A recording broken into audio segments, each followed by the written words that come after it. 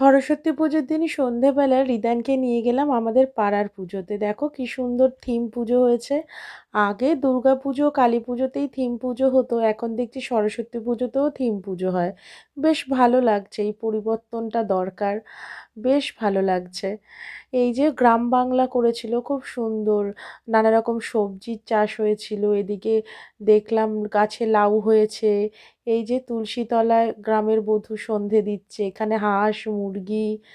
বেশ ভালো লাগছিল। এই যে লাউ হয়েছে, চাল কুমড়ো হয়েছে ঘরের চালে। আর এদিকে একটা ছোট্ট চায়ের দোকানের সেট আপ করেছিল, যেটা আমার সব থেকে বেশি ভালো লেগেছে।